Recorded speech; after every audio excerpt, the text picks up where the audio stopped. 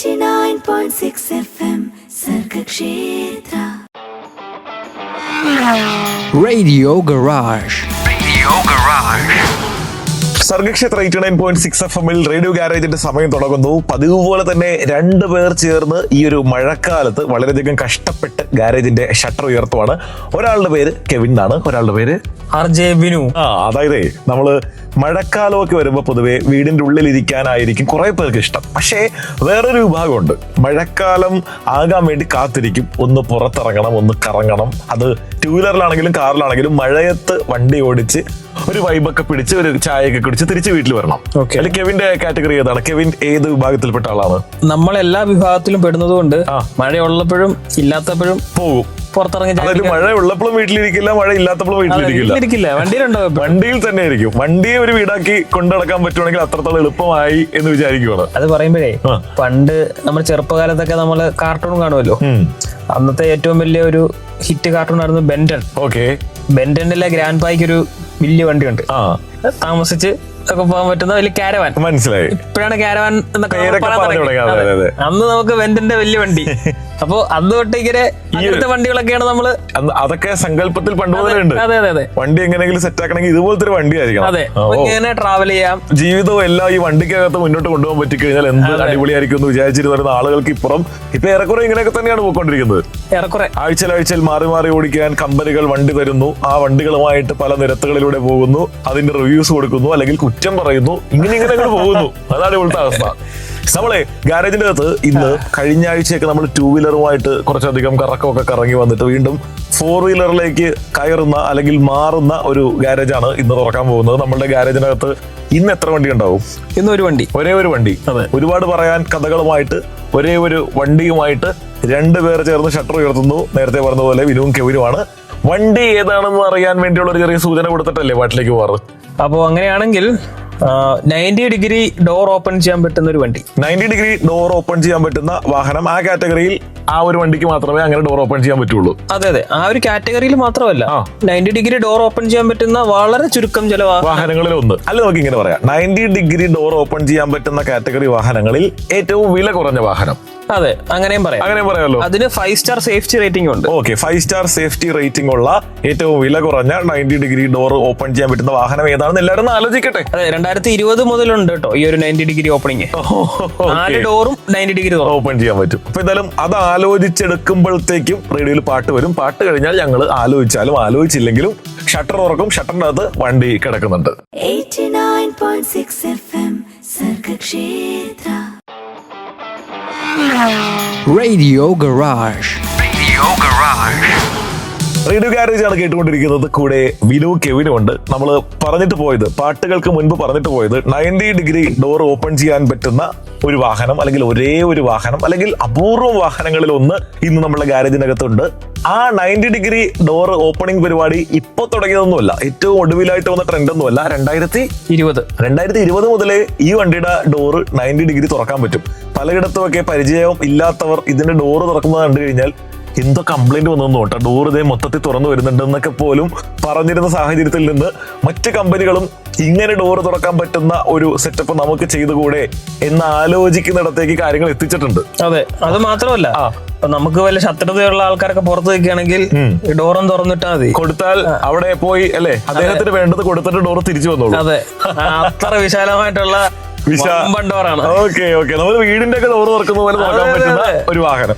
നല്ല build quality ഉള്ള 5 star safety rating ഉള്ള വണ്ടിയാണ്. പിന്നെ ഉറപ്പായിട്ടും സ്റ്റീലിന്റെ കച്ചവടമുള്ളവർ വാഹന നിർമ്മാണ രംഗത്തേക്ക് വന്നു കഴിഞ്ഞാൽ അതിന് സേഫ്റ്റിയും അല്ലെങ്കിൽ അതിന് ബിൽഡ് ക്വാളിറ്റി ഒക്കെ ഉണ്ടാക്കാതിരിക്കാൻ പറ്റുമോ? ഇത് പണ്ടാരോ ട്രോള് പറഞ്ഞ പോലെ ഞങ്ങൾക്ക് കുടുംബ ബിസിനസ് ആയിട്ട് സ്റ്റീൽ കമ്പനി ഒന്നും ഇല്ലല്ലോ, സ്റ്റീൽ കമ്പനി ഉള്ളവർക്ക് 5 സ്റ്റാർ 10 സ്റ്റാർ ഒക്കെ കൊടുക്കാൻ പറ്റും എന്ന് പറയുന്ന പോലെയാണ്. അത് മാരുതിയും ടാറ്റയും തമ്മിലുള്ള സ്നേഹ സംഭാഷണമായിരിക്കും. അതെ അല്ലേ? എന്നാലും വണ്ടി ഏതാണെന്ന് എല്ലാവർക്കും പിടികിട്ട് കാണും.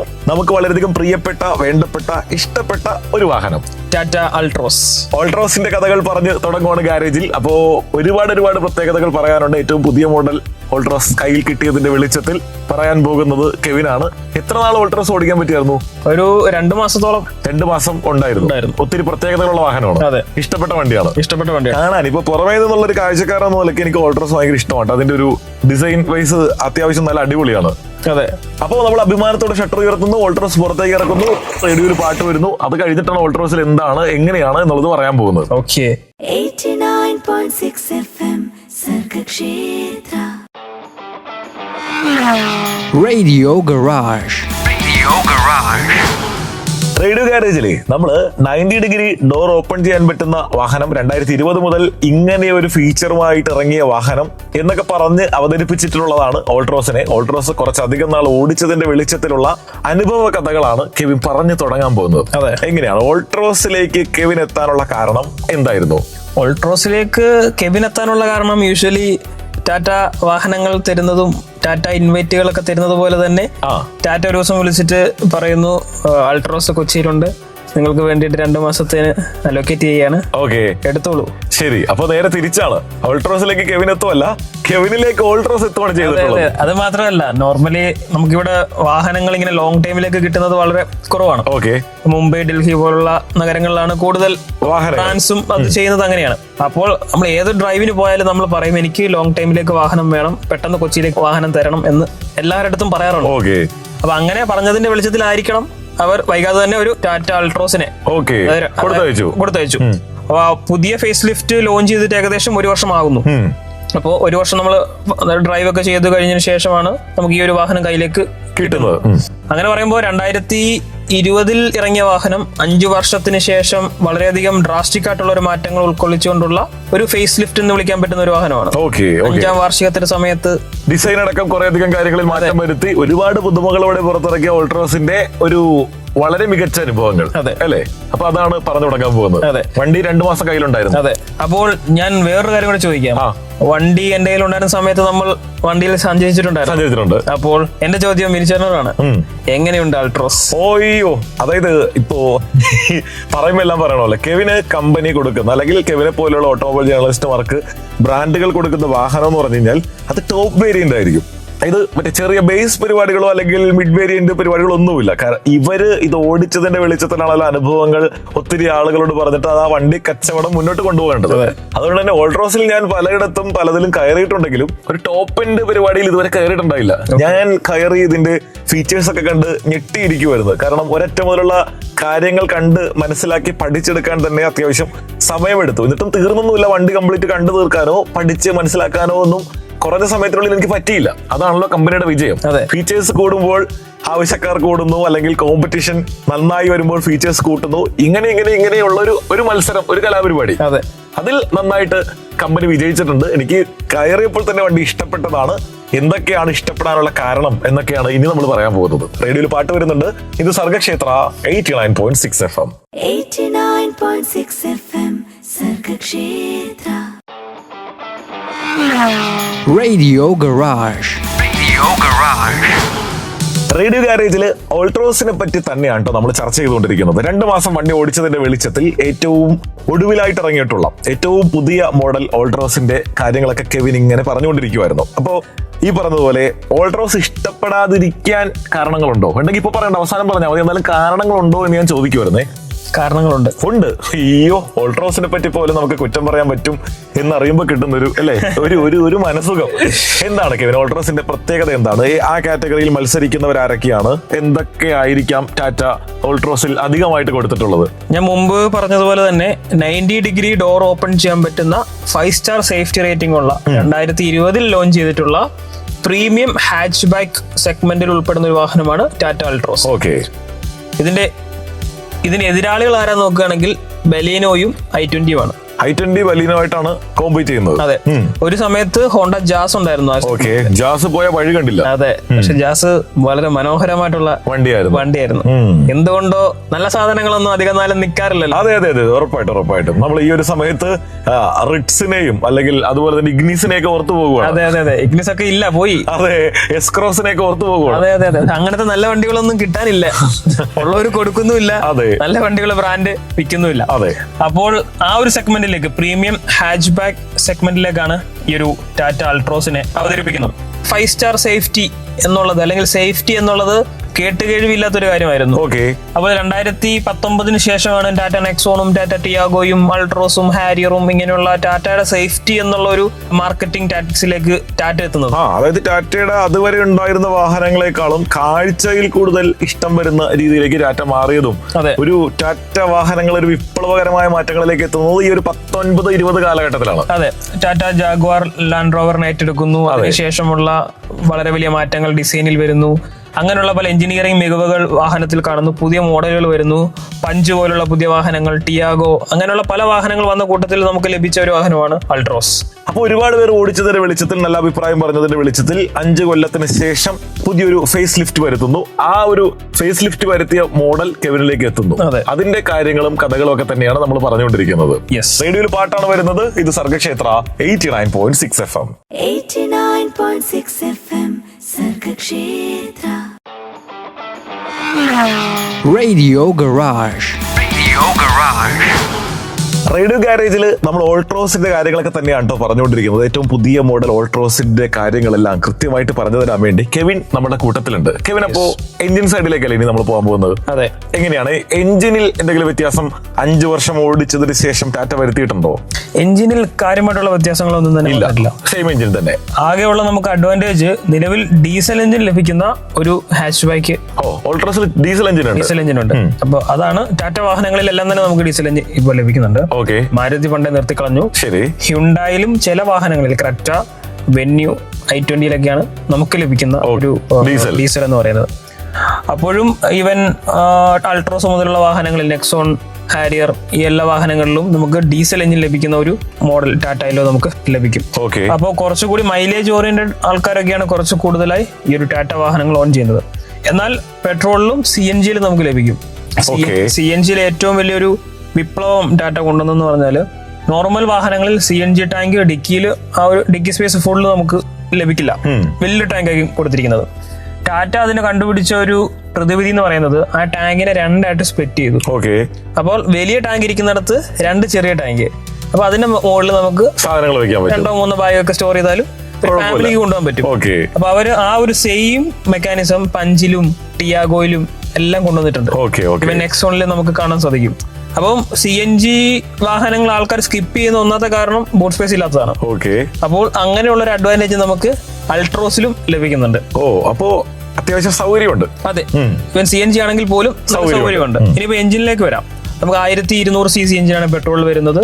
1500 cc ആണ്, 1.5 ലിറ്റർ ആണ് വരുന്നത് ഡീസലിലേക്ക് വരുന്ന സമയത്ത്. പെട്രോൾ 1.2 ലിറ്റർ ആണ്, ഏകദേശം 72 bhp പവറും 103 Nm ടോർക്കുമാണ് പ്രൊഡ്യൂസ് ചെയ്യുന്നത്. 3 സിലിണ്ടർ എഞ്ചിനാണ് കൊടുത്തിരിക്കുന്നത്.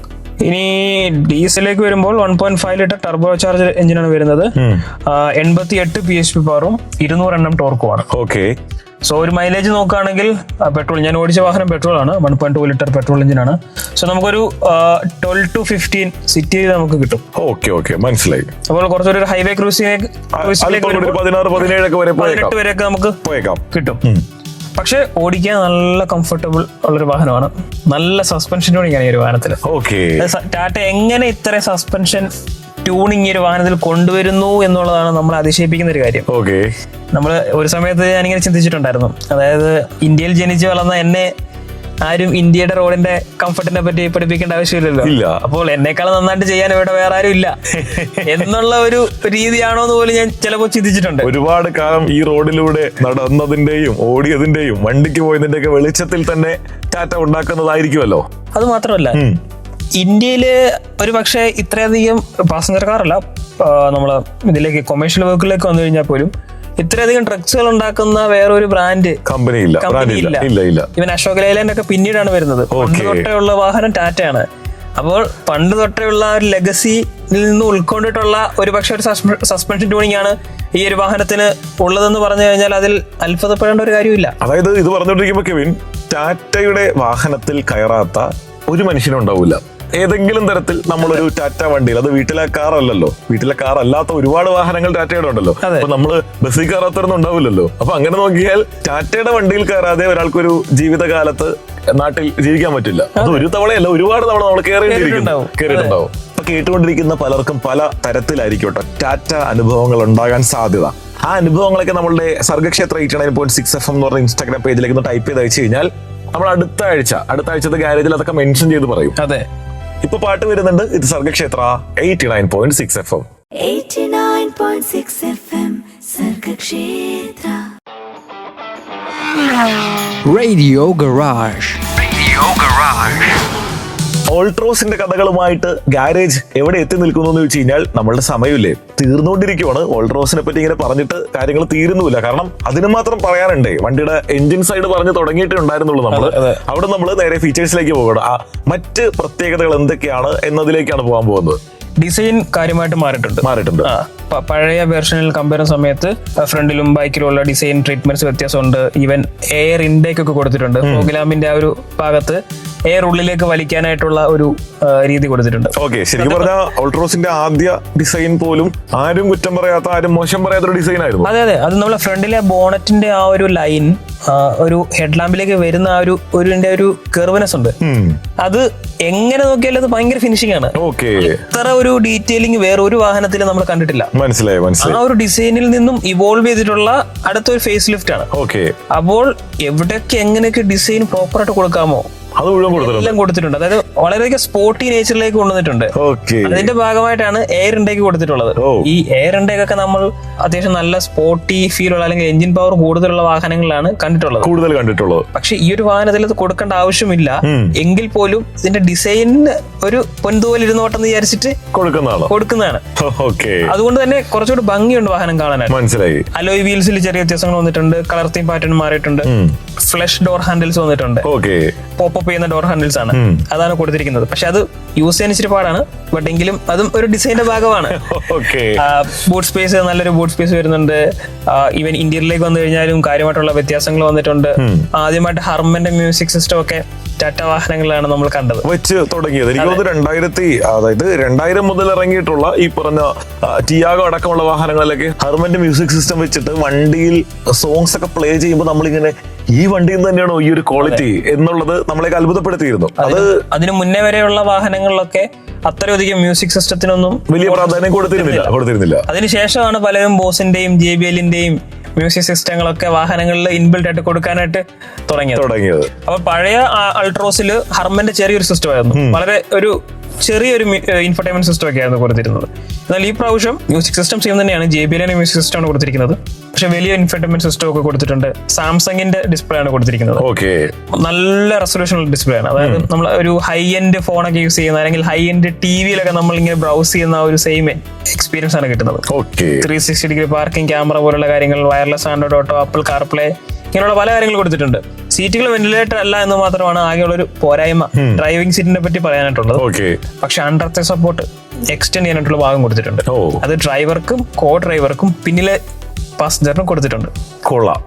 അതായത് യാത്രാ സുഖം ഞാൻ പറഞ്ഞല്ലോ, കംഫർട്ട് ഭയങ്കര കംഫർട്ടാണ്. അതായത് സസ്പെൻഷൻ ഒരു സൈഡിൽ കംഫർട്ടിന് നമുക്ക് ഒരു പ്രാധാന്യം നൽകുന്നുണ്ടെങ്കിൽ സീറ്റുകൾ അതുപോലെ തന്നെ അത് ഈക്വൽ ചെയ്യാനായിട്ടുള്ള എല്ലാവിധ കാര്യങ്ങളും കൊടുത്തിട്ടുണ്ട്. അപ്പൊ അങ്ങനെ ഇന്റീരിയറിൽ കാര്യമായിട്ടുള്ള വ്യത്യാസങ്ങൾ വരുത്തിയിട്ടാണ്. കയറി കഴിഞ്ഞാൽ ഇറങ്ങാൻ തോന്നില്ല. ഒരിടത്ത് യാത്ര പോയി കഴിഞ്ഞാൽ തുടർച്ചയായി യാത്ര പോയിക്കൊണ്ടിരിക്കാൻ തോന്നിക്കൊണ്ടിരിക്കുന്ന തരത്തിലുള്ള പരിപാടിയാണ്. അതെ, സൺറൂഫ് ഉണ്ട്.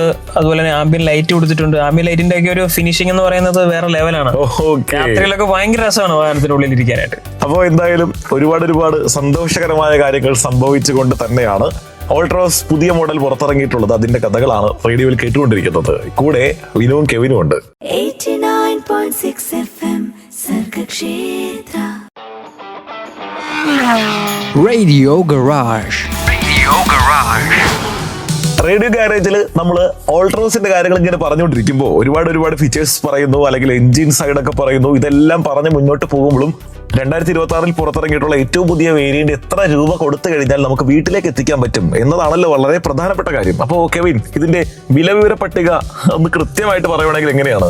നമുക്കൊരു 7.5 ലക്ഷം രൂപ മുതൽ 13 ലക്ഷം രൂപ വരെയുള്ള പ്രൈസ് ബ്രാക്കറ്റിൽ CNG, പെട്രോൾ, ഓട്ടോമാറ്റിക്, ഡീസൽ ഇങ്ങനെയുള്ള പല വേരിയൻസിൽ നമുക്ക് ലഭിക്കും. 7.5 ലക്ഷം മുതൽ. ഇതിൽ ഓട്ടോമാറ്റിക്കിലേക്ക് വരുന്ന സമയത്ത് AMT ഉണ്ട്, ഡ്യുവൽ ക്ലച്ച് ഓട്ടോമാറ്റിക് ട്രാൻസ്മിഷൻ വരുന്നുണ്ട്, മാനുവൽ 6 സ്പീഡ് 5 സ്പീഡ് വരുന്നുണ്ട്, ഈവൻ ഡീസലിൽ നമുക്ക് ലഭിക്കുന്നുണ്ട്.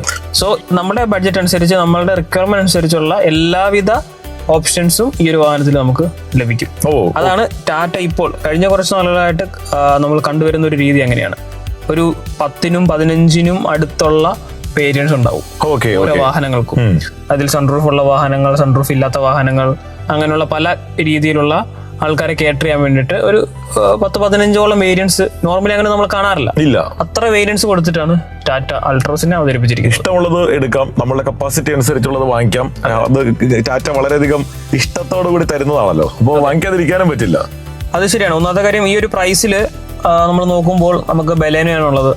ബലേനയിൽ പല ഫീച്ചേഴ്സ് നമുക്ക് കാണാൻ സാധിക്കില്ല അൾട്രോസിലുള്ളത്. പിന്നെയുള്ള കുറച്ച് ഫീച്ചേഴ്സ് ഉള്ള വാഹനം i20 ആണ്. i20 നമ്മൾ ഒരു ഫുൾ ഓപ്ഷൻ എടുക്കുന്ന സമയത്ത് ഒരു 15-16 ലക്ഷം രൂപ കൊടുക്കേണ്ടി വരും. അപ്പോൾ ആ ഒരു സ്ഥാനത്താണ് 13 ലക്ഷം രൂപയ്ക്ക് ആ ഒരു ഫീച്ചേഴ്സ് ഒക്കെ ഉള്ള ഒരു ഡീസൽ എഞ്ചിൻ വേണമെങ്കിൽ അതും നമുക്ക് ലഭിക്കുന്ന രീതിയിലേക്ക് അൾട്രോസിന് ടാറ്റ പ്ലേസ് ചെയ്തിരിക്കും. അത്യാവശ്യം വിലയുടെ കാര്യം നോക്കിക്കഴിഞ്ഞാൽ i20യേക്കാളും ബലൂനേക്കാളും ഒരാൾക്ക് വാങ്ങിക്കാൻ പറ്റിയ തരത്തിൽ വില എത്തിച്ചിട്ടുള്ളത് ടാറ്റയാണ്. അതെ, അൾട്രോസ് തന്നെയാണ്. അതെ അതെ. അപ്പോ അത്യാവശ്യം വിലയുടെ കാര്യത്തിലും കാര്യങ്ങളും ഒക്കെ ആയി പോകുമ്പോൾ ഞാൻ ഏറ്റവും ആദ്യം ചോദിച്ചിട്ടുണ്ടായിരുന്നേ, എന്തുകൊണ്ട് ഒരാൾ ഓൾട്രോസ് എടുക്കാതിരിക്കണം? അതിനുള്ള ഉത്തരം കയ്യിലുണ്ടല്ലോ. അതിനുള്ള ഉത്തരം കയ്യിലുണ്ട്.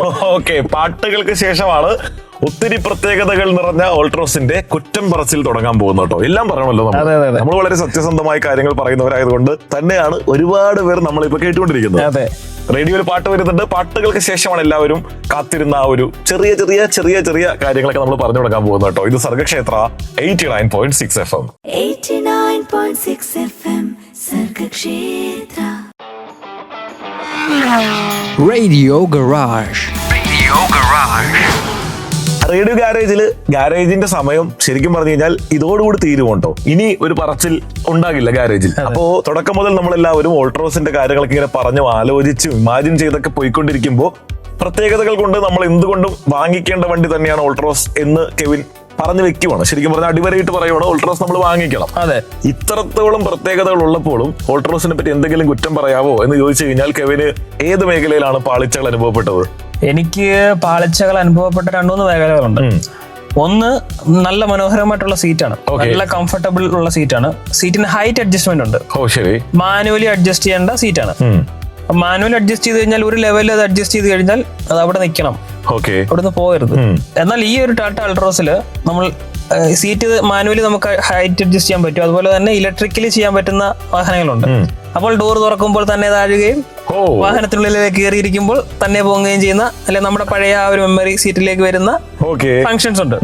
എനിക്ക് തോന്നുന്നത് അത്രയും എക്സ്പെൻസ് ആഡ് ചെയ്താൽ, അല്ലെങ്കിൽ അത്രയും ഫീച്ചേഴ്സ് ആഡ് ചെയ്താൽ വാഹനത്തിന് എക്സ്പെൻസീവ് ആകുമെന്ന് വിചാരിച്ചിട്ടായിരിക്കണം മാനുവൽ സീറ്റും നമ്മൾ വാഹനത്തിന് പുറത്തേക്ക് പോയിട്ട് അകത്തേക്ക് കയറുമ്പോൾ സീറ്റ് തന്നെ താഴോട്ട് പോകും.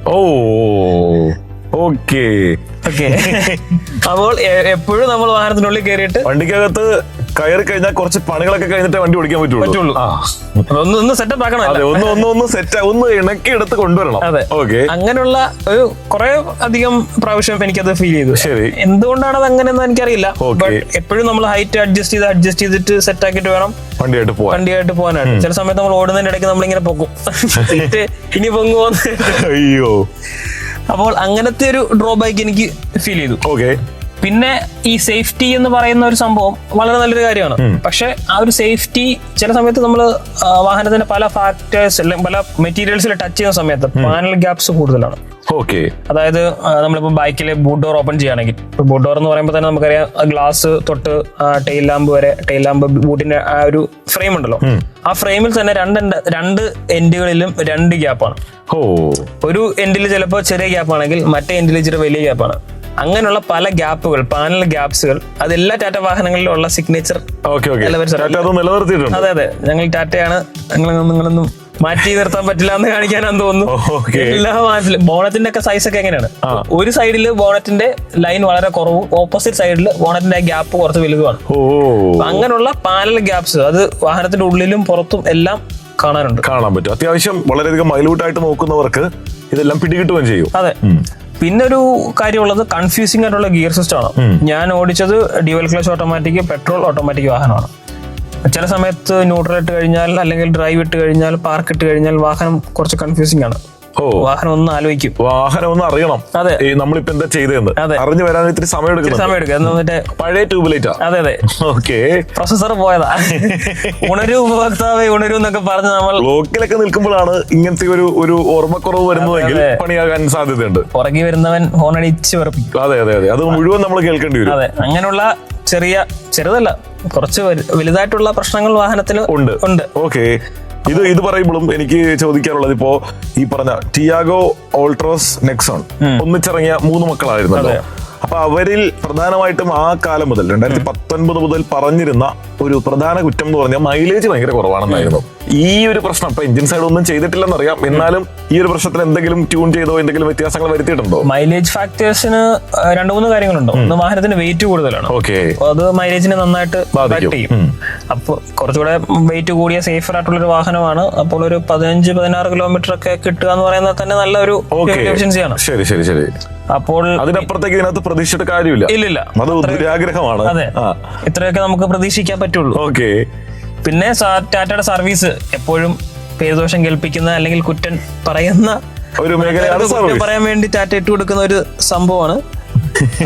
എന്തുകൊണ്ടോ ടാറ്റ അത് ശരിയാക്കുന്നില്ല, എനിക്കറിയില്ല. ഇത്രയധികം ഒരു 5 ലക്ഷം മുതൽ ഏകദേശം ഒരു 40-45 ലക്ഷം രൂപ വരെയുള്ള പ്രൈസിലുള്ള വാഹനങ്ങളാണ്. ഈ എല്ലാ വാഹനങ്ങൾക്കും ഓരോ ഇഷ്യൂസ് നമ്മൾ പല സമയത്ത് കേൾക്കാറുണ്ട്, കാണാറുണ്ട്. ടാറ്റ അത് ഇമ്പ്രൂവ് ചെയ്യുകയാണെങ്കിൽ കുറച്ചുകൂടെ നല്ല വാഹനങ്ങൾ, അധികം വില കൊടുക്കാതെ സേഫർ ആയിട്ടുള്ള കുറച്ചധികം വാഹനങ്ങൾ നമുക്ക് ഇന്ത്യൻ മാർക്കറ്റിൽ അല്ലെങ്കിൽ നമുക്ക് സ്വന്തമാക്കാനായിട്ട് സാധിക്കും. ഓക്കെ, അപ്പോ എന്തായാലും ഇത്രയും പറഞ്ഞുകൊണ്ട് അല്ലേ ഞങ്ങൾ എളിയ വാക്കുകൾ അവസാനിപ്പിക്കുകയാണ്. നന്ദി, നമസ്കാരം, ജയ് ഹിന്ദ് എന്ന് പറഞ്ഞുകൊണ്ട് ഗാരേജിന്റെ ഷട്ടർ മെല്ലെ അടയ്ക്കുവാണ്.